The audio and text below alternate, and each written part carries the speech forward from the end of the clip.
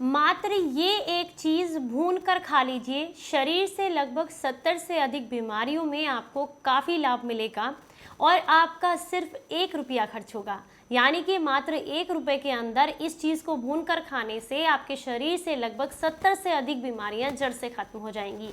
कौन कौन सी है ये समस्याएं और किस तरीके से आप इनका इस्तेमाल कर सकते हैं और क्या है ये चीज़ जिसे मात्र 1 रुपये में आप खरीद सकते हैं, चलिए जानते हैं आज की इस वीडियो में। उम्मीद करती हूँ आपको आज की ये वीडियो बेहद पसंद आएगी। अच्छी लगे तो लाइक करें और इसे सभी के साथ शेयर करें। नमस्कार, आप सभी का बहुत बहुत स्वागत है। मैं आपकी होस्ट एंड दोस्त मधु, एक सर्टिफाइड डाइटिशियन और एक नेचुरोपैथ। आज आपके साथ शेयर कर रही हूँ आप ही के किचन में अवेलेबल एक ऐसी चीज़ के बारे में जानकारी जिसका इस्तेमाल आजकल लोगों ने कम कर दिया है। हालांकि अगर आप इसका इस्तेमाल करते हैं तो आपके कम पैसे खर्च होते हैं और साथ ही साथ आपको कई सारे लाभ मिलते हैं। हम बात कर रहे हैं फिटकरी के बारे में। इसके बारे में आपने अक्सर कई बार कई लोगों के मुंह से सुना होगा कि ये बहुत फ़ायदेमंद है, लेकिन कितनी फ़ायदेमंद है और किस तरीके से फ़ायदेमंद है और कितनी मात्रा में और कैसे लेना आपके लिए सही रहता है, इसके लिए संपूर्ण जानकारी आज की इस वीडियो में हम आपके साथ शेयर करेंगे। उम्मीद करती हूँ आपको बेहद पसंद आएगी।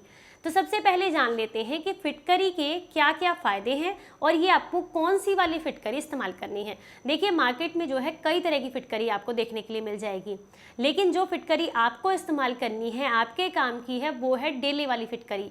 कभी अगर आपने धागा मिश्री देखी है, यानी कि वो जो उबड़ खाबड़ सी डेले के रूप में आती है, उसी तरीके से आपको मिलती है फिटकरी भी। मैं आपको यहाँ पर इमेज लगा करके दिखा रही हूँ जिससे आप आसानी से पहचान कर सकें। ये वाली फिटकरी आपने इस्तेमाल करनी है। जो नाई की दुकान पर वो टिकिया के रूप में मिलती है, वो वाली फिटकरी आपने यहाँ पर नहीं लेनी है, क्योंकि उसके अंदर काफ़ी सारी चीज़ें मिली हुई होती हैं। हमें प्योर फिटकरी चाहिए तो उसके लिए ये पत्थर वाली, ये टेढ़ी मेढ़ी जो फिटकरी होती है, वही हमने इस्तेमाल करनी है। फिटकरी के अंदर बैक्टीरियोस्टेटिक तत्व पाए जाते हैं, जिसका मतलब होता है कि ये हमारे शरीर में बैक्टीरियाज को बढ़ने से रोकती है, एंटीऑक्सीडेंट से भरपूर होती है। इसलिए अगर आपको कहीं पर कोई दांत खाज खुजली हो या कोई घाव हो तो उसमें काफ़ी लाभ देती है। एक एक करके हम अब इसके फायदों के बारे में ही बात करेंगे और हर चीज़ के लिए अलग तरीके से आपने इस्तेमाल करना है, तो इसलिए वीडियो को ध्यान से ज़रूर देखिएगा।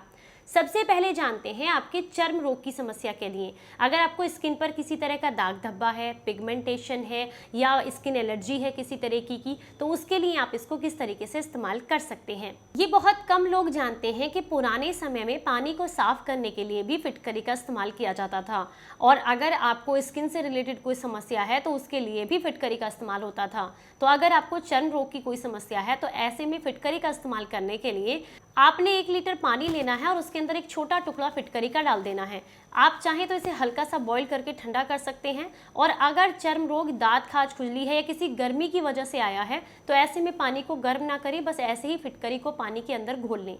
अब इस फिटकरी के पानी को उस जगह पर लगाएं जहां भी आपको दांत खाज खुजली की दिक्कत है या कोई पुराना इन्फेक्शन है। उस जगह पर लगाने से मात्र 2 से 3 दिन के अंदर ही इन्फेक्शन के अंदर जो बैक्टीरियाज पनप रहे होते हैं उनको ये मार करके आपके जो घाव है उसको जल्दी सुखाने में, जल्दी ठीक करने में मदद करता है। इसके अलावा जो दांत खाज खुजली है उसके अंदर इरिटेशन आने से रोकता है, खुजली आने से रोकता है, जिससे वो जल्दी ठीक हो जाता है।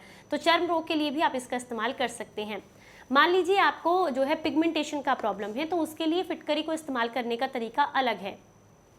इसके लिए आपने क्या करना है कि सबसे पहले आप फिटकरी को पीस कर पाउडर बना लें और अच्छे से कपड़छन कर लें ताकि कोई भी हार्ड पार्टिकल्स इसके अंदर ना रह जाए। इसके बाद आपने इसमें थोड़ा सा गुलाब जल मिलाना है अच्छी क्वालिटी का, और आप इसको मिला करके हल्का सा इसका पेस्ट सा बना लें और अपने पूरे फेस पर आप अप्लाई कर दें। ध्यान रखना है आंखों के आसपास इसको नहीं लगाना है, क्योंकि आंखों के आसपास इस तरीके से नहीं लगाई जाती है, तो इसे आंखों के बिल्कुल आसपास नहीं लगाएं। ऊपर और यहाँ सारे फेस पर आप अच्छे से इसको लगा दीजिए। इसको 10 से 15 मिनट के लिए रहने दीजिए, यानी कि सूखने दीजिए, और उसके बाद हल्के हाथ से पानी लगा करके बहुत हल्के हाथ से इसको रिमूव कर दीजिए। इससे आपका पिगमेंटेशन का प्रॉब्लम, स्किन की डर्ट या डस्ट जो होती है, जो कालापन जगह जगह धब्बे धब्बे से आ जाते हैं, सन टैन हो जाती है, वो दिक्कत दूर हो जाती है। पर एक बात का ध्यान रखना है, अगर आपको बहुत ज़्यादा जो है मुहासे हैं फेस पर या कोई एलर्जी है तो ऐसे में फिटकरी को डायरेक्टली ऐसे आपने नहीं लगाना है। आपको इरिटेशन हो सकती है, जलन हो सकती है, तो इसलिए इस बात का ध्यान रखें।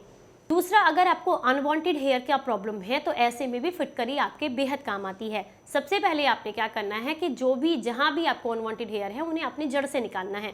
उसके बाद आपने थोड़ा सा गुलाब जल लेकर के फिटकरी को का जो टुकड़ा है उसको गुलाब जल के अंदर डिप करना है और उस हिस्से पर हल्के हाथ से रब करना है। अगर वो जो फिटकरी का टुकड़ा है वो थोड़ा मतलब तिकोना है या उसके अंदर कोई किसी तरह का ऐसी चीज़ है जो आपको चुभ रही है, तो ऐसे में ध्यान रखें कि आप उसका पाउडर बनाकर ही गुलाब जल में मिलाकर उस जगह पर लगा लें जहाँ से आपने बालों को रिमूव किया है।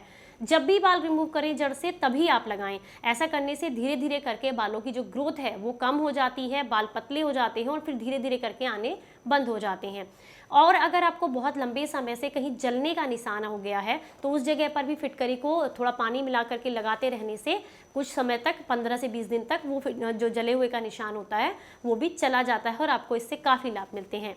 अगर आपको सांस से रिलेटेड कोई समस्या है, श्वसन तंत्र की कोई दिक्कत है, सांस फूलती है या दमा अस्थमा का प्रॉब्लम है या बहुत लंबे समय से सर्दी, खांसी, जुखाम, इन सब समस्याओं से आप परेशान हैं, तो ऐसे में भी आप फिटकरी का इस्तेमाल कर सकते हैं।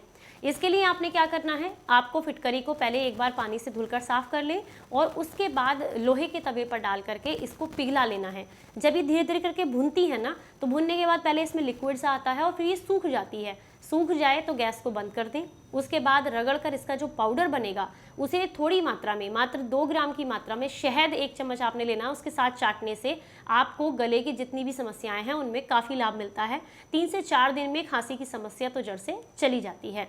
तीसरा फायदा उन लोगों के लिए है जिनके दांत में दर्द रहता है, दांत फूलते हैं, दांतों में सेंसिटिविटी है या फिर दांत में किसी तरह का दर्द है। इन सारी समस्याओं के लिए भी आप फिटकरी का इस्तेमाल कर सकते हैं। कैसे करना है, इसके लिए आपने जो है फिटकरी को लेना है और आप इसे जो है 1 गिलास पानी के साथ छोटा टुकड़ा डाल करके उबाल लें। 2-4 उबाल आ जाएंगे तो गैस को बंद कर दें, पानी को छान लें।